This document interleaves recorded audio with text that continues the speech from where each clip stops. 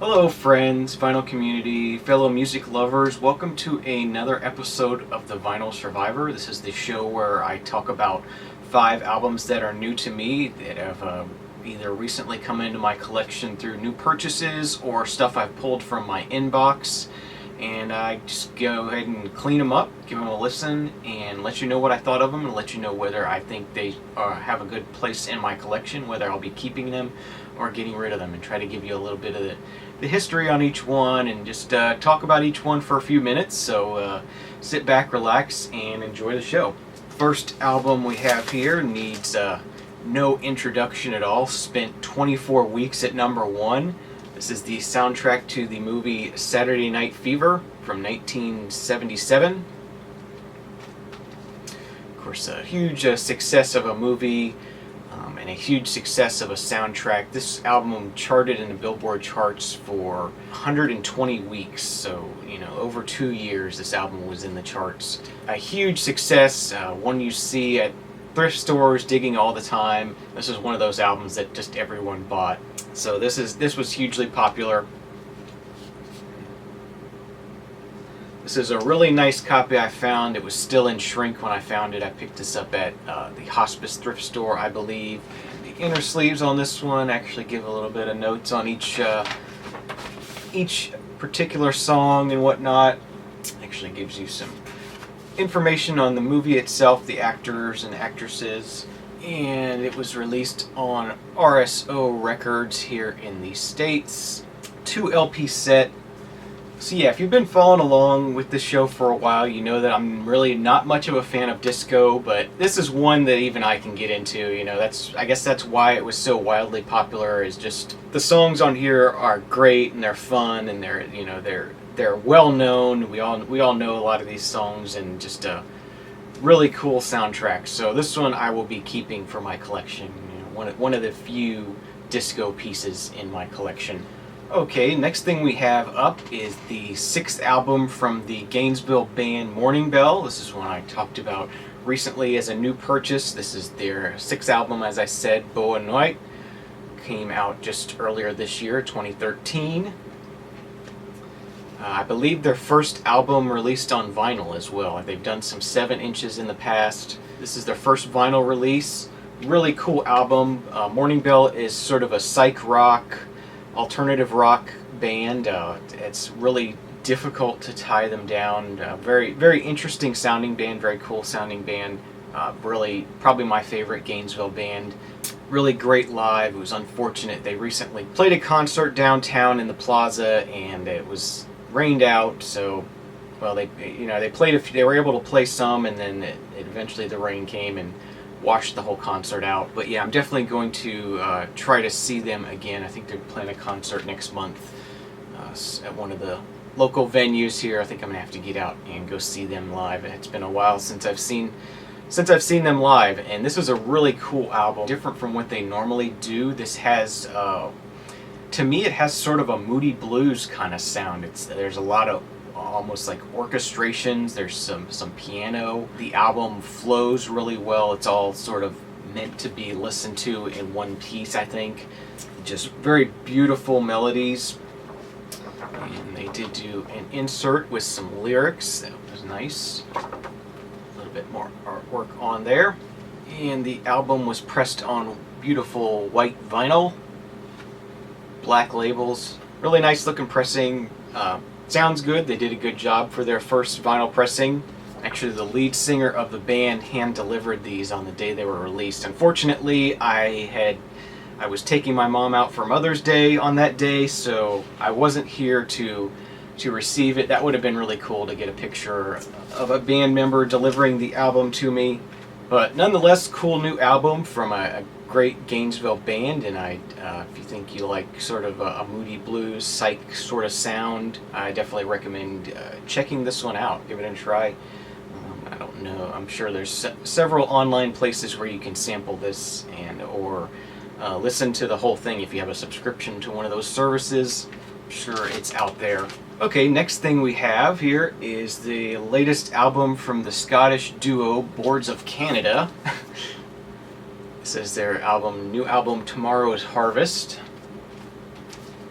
very sort of a mysterious release. There was a mystery 12-inch released on Record Store Day that had just some numbers on it, and there were some numbers found in other places. And when it was all put together, people discovered that Boards of Canada had a new album. And so it was a really interesting marketing campaign. I really didn't know anything about Boards of Canada before this album. You know, I hadn't really heard of them before. Some really cool artwork here. You can kind of get an idea of the feel of this album. It sort of has this it's an ambient electronic sound. It has almost this feel like it's the soundtrack to an art movie kind of thing. Very, very interesting, rich, very textured sort of sounds to it. Really cool music. The inner sleeve continues on with the sort of similar artwork.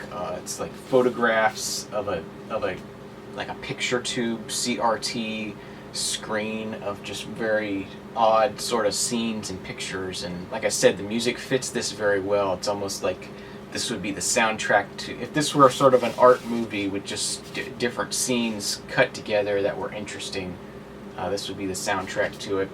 And this is pressed on, this is Boards of Canada on Warp Records. This is 2 LP set. Actually pretty good pressing for Warp Records. Sounds good to me. And it does come with a download code as well, so that was nice. So yeah, that's Boards of Canada. Really cool electronic ambient music, very sparse at times. Like I said, sounds like could be the soundtrack to sort of an art movie.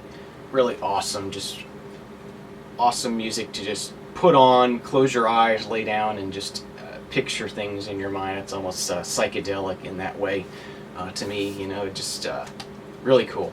So, Boards of Canada, Tomorrow's Harvest, definitely going in the collection. Okay, next thing we have up on the chopping block today, this is a Record Store Day purchase for me. This is the debut album for the Notorious Big, Ready to Die. This is the Record Store Day reissue of the album. It's an alternate cover. Really nice package here. Got 2710 out of 3000 on the number. Nice gatefold, really super glossy cardboard here. I really like that. And this is also on white vinyl. Nice 2 LP pressing of this. Bad Boy Records. Really nice pressing here. Definitely happy to have this really cool piece to have in the collection.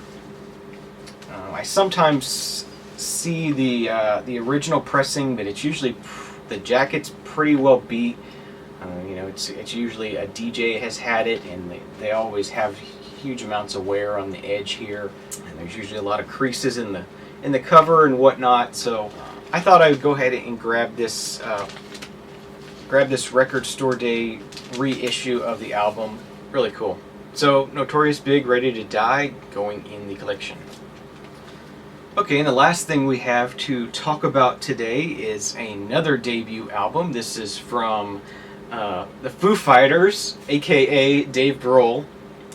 This is a project he did after Kurt Cobain passed away. Just some songs that Dave had written while he was in Nirvana and before he was in Nirvana, and I guess he just wanted to sort of escape into the studio and do some recording, and this is the result of that. So he played guitar, he played bass, he played drums, and he did the vocals on this. Really cool, really interesting. It was recorded in about a week, I think. Just, you know, like I said, songs he had already written, just wanted to go and record them. So really cool. I was definitely not into any kind of rock and roll type music when this album was released, so I really wasn't familiar with it. Really hadn't heard it before, so I thought I would just go back and give it a serious listen and really try to appreciate it. And it's overall it's pretty good. It's still not It's still a little too loud and crunchy for my personal taste, but it's just an interesting piece of music. And this is on Dave Grohl's Roswell record label. Just one LP pressing here. And this one has a download code as well. So yeah, Foo Fighters debut from '95. I gonna be keeping this in the collection.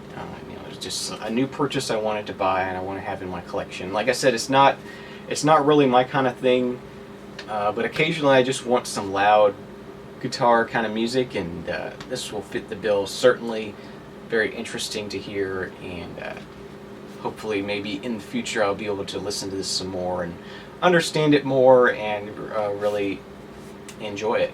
But going in the collection, Foo Fighters. So I want to thank you for watching another episode of the Vinyl Survivor. If you like this video, please subscribe, and we'll see you again real soon. Cheers.